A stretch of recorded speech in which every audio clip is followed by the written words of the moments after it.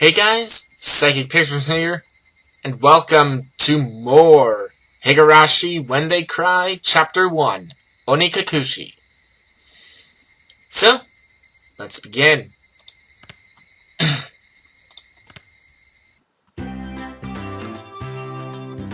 Finally! You two are late. Usually you're the one who's late. In sharp contrast to the diligent Rena, this one marched to the beat of her own drum. She's Mion Sonozaki. Sorry, I have to turn down the volume really quick. I had it really loud in my ear. Ow. For what it's worth, she's our senior and head of the class. Morning, Rena. It's been a while, Ki-chan. How many years? I was only off 2 days. Ahahaha, you don't say. You were so much cuter back then. Mion's gaze started at my chest, then dropped straight down, focusing on the point between my legs. So she was saying it was my crotch that was cuter back then. Before you ask, just to be clear, I never actually tried to show it to her. I've grown quite splendidly. You'd be surprised. Not only is he bigger, but he has a little mustache now. Being so engorged with energy every morning is quite a problem, though. I'll introduce you next time, so be sure to greet him properly. Don't say next time. Right now is just fine. How about letting the little guy get a breath of fresh morning air? I don't think I ever heard talk so dirty you could smell it fouling up the morning air before. Mion sure does act like an old man sometimes. Gotcha. Time for the big reveal. Hope you don't regret it. As my hand reached for my fly, Rena began to ramble in a near panic. Hey, what are you talking about? What are you talking about? Red-faced and flustered, Rena tried to play dumb, but it was obvious she knew exactly what we were talking about. How was it, seeing the city again? Mion switches gears, dropping the dirty talk and changing the topic to something more befitting the pleasant morning. I only went for a funeral. I didn't have much time. So yeah, did you look for it? That thing I asked for. You're not listening at all. I just came back from a funeral. I didn't have time to look around in toy stores. Tisk, tisk, tisk. Toy stores and hobby shops are completely different, you know? It's really difficult to get Western stuff around here, after all. Is this about games again, Mi-chan? Mion nodded proudly as Rena giggled. Yep, I wanted Ki-chan to bring me back a Westport catalog, you see? Westport was short for Western Imported Games. Usually that abbreviation did make it sound pretty geeky. You can just get them to send you one in the mail, can't you?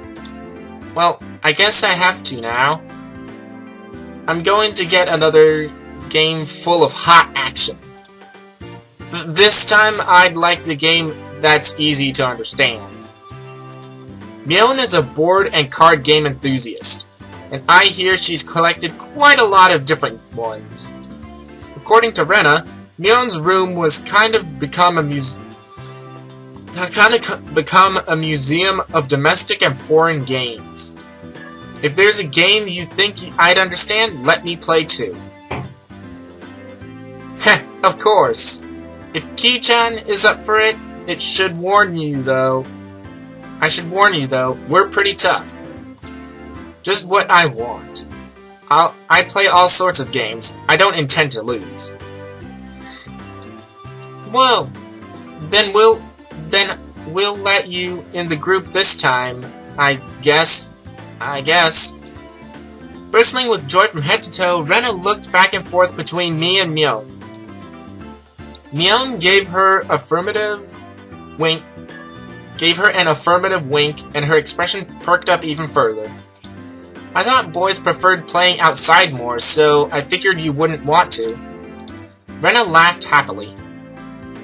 From such a friendly conversation, you wouldn't think I had moved here less than a month ago. I understood that they did all they could to make a transfer student like me feel at home. I'll have to try harder to fit in, so they won't feel like they have to try to make me feel welcome. I felt like if I acted a bit more open than I usually am, it should probably be about right for this place.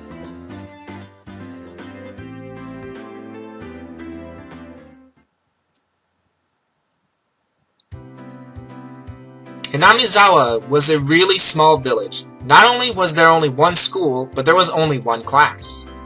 That class encompasses all different grades and ages. There are about 30 students at different levels, and they all study in the same class. I'm told that long ago there used to be a bigger school building, and they had actual separate classes. However, it seems something happened that made it become a single class, and now it's stayed that way out of tradition. I was shocked at first, but humans adapt pretty quickly. I've already gotten quite used to it.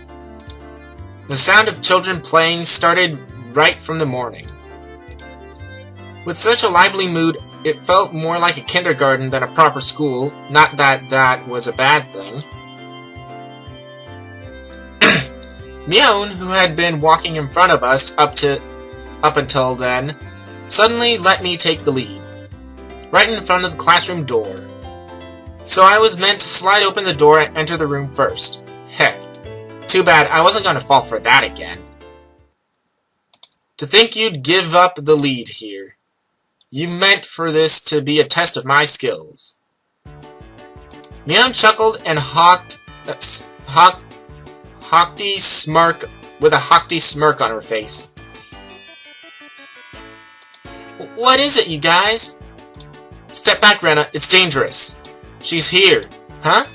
That Satoko-chan is? Then Satoko-chan is? Her name is Satoko Hojo. She was a disrespectful, impudent, bossy kid. The way she talks was annoying, but it would be immature to get worked up over just that. The real problem was this. Quite an obvious trap. A blackboard eraser wedged in the door. It's too obvious. Satoko! A haughty laugh came from beyond the door. Excellent, Ki-chan. I guess that means you win this round. No, this is Satoko we're talking about. I doubt this is it. After falling for such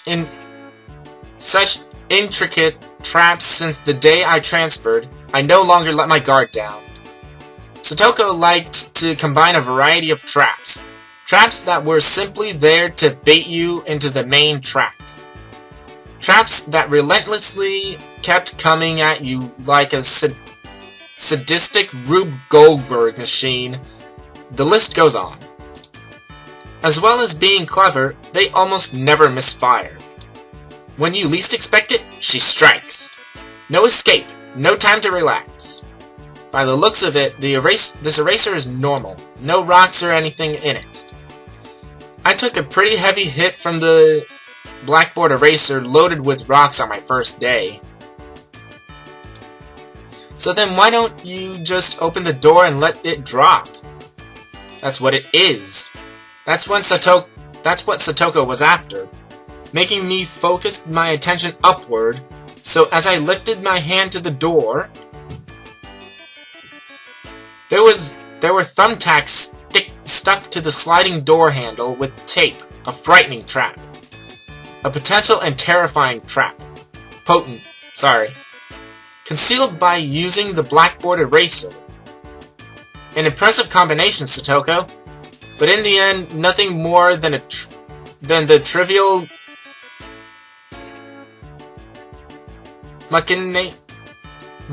machinations? I don't know. Of a child. Assured of my victory, I threw the door open and stepped into the room. I felt something strange at my ankle.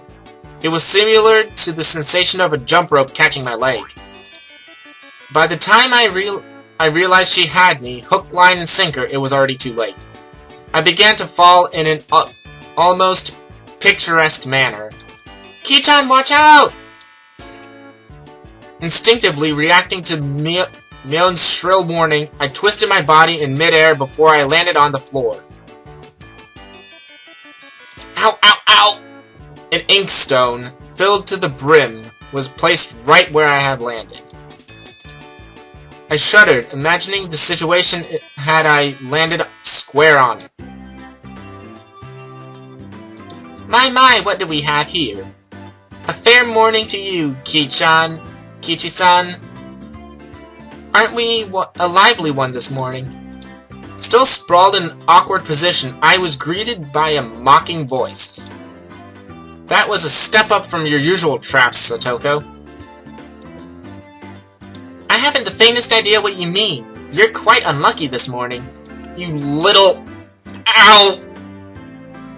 It seemed I'd inadvertently sprained my back a little when I landed. Better than landing on that inkstone. A small hand gently rubbed my head. Pain, go away. The small, dainty hand continued to gently stroke my head. You didn't sprain your back or anything, did you? If you rub it like this, the pain disappears. I thought about asking how rubbing my head would help my back, but I didn't. It's not so much about what you actually do, it's the thought that counts. Yeah, thanks, Rika-chan. The pain's going away now. Yay, Rika-chan! Good morning! Good morning to you, Reina. A good morning to all. Rika-chan greeted each of us with an adorable little bow. It was infectious. Rena, Mion, and I bowed back.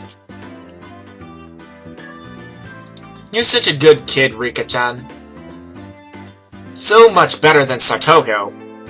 I glared over in her direction. Satoko was whistling while rather deliberately trying to avoid eye contact. I am the very model of a good girl. A good girl wouldn't set those nasty traps. Nothing but lies and slander.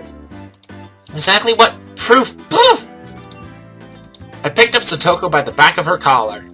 Looks like a misbehaved cat when I do this.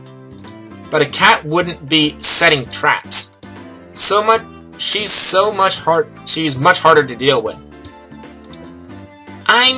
I am S-O-R-R-Y. Try saying that. If you won't say it...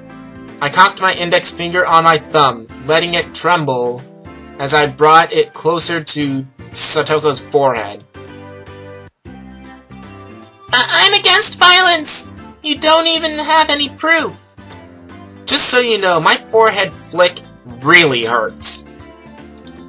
It can split plywood right in half. Eek! Stop! Get away from me, you beast! Don't say that in a way people will misunderstand.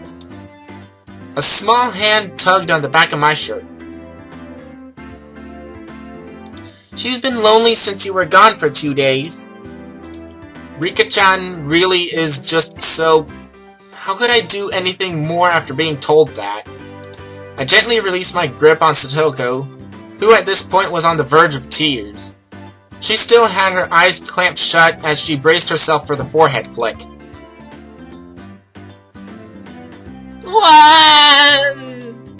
It doesn't bother me.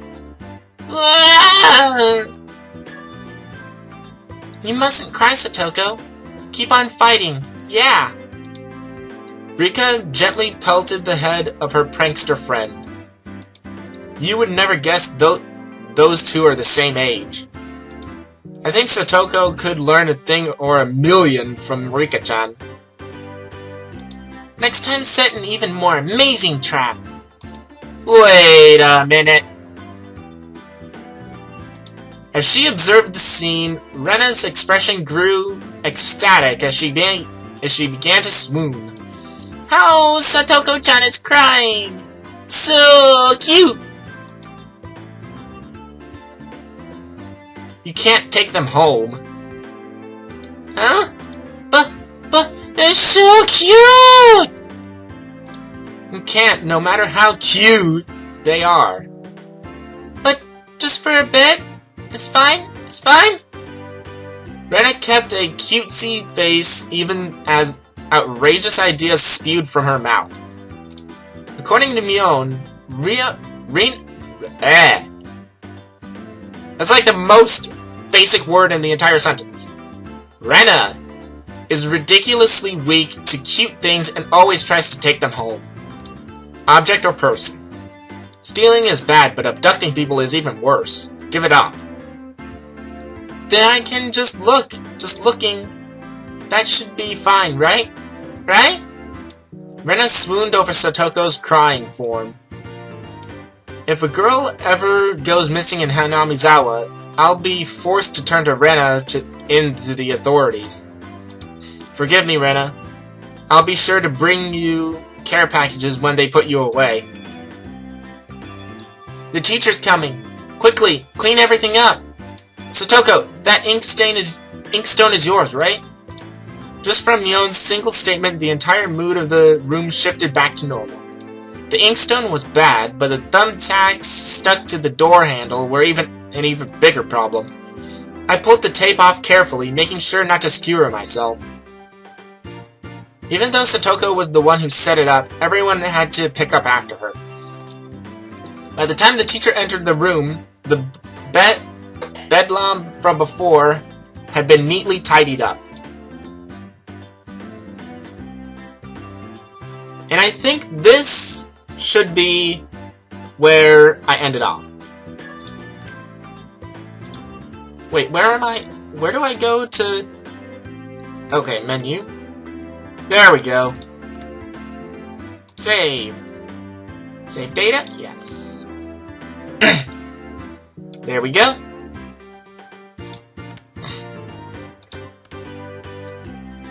So, this episode, that gets me every time. Just that Higurashi crying. Well, that's the expression that it is in the show. Once you hear that in the show, you know something bad is happening. Spine-chilling. But I'm wondering if this one actually will let us influence the story or not. Because if you guys have seen my If My Heart Had Wings Let's Play, I was pretty much complaining the entire time about not being able to influence the story. I'm not sure if this portion of Higurashi will be influencing the story. But I'm keeping an open mind, and I'm just thinking, okay, the creators want us to get to know the characters right now, because right now we have met all the characters that are important, but we haven't seen our interactions with them for the most part. We've seen a little bit of the interactions, but not too much. And once we get a bit more into the reactions, I think that's when it'll go and say, oh, now we can go and influence the story, and different things like that. The Higurashi crying in this, oh my gosh. But we're not done for today, because this is only episode 2 of 6 for today. So, This has been Psychic Pictures, and happy Halloween, guys!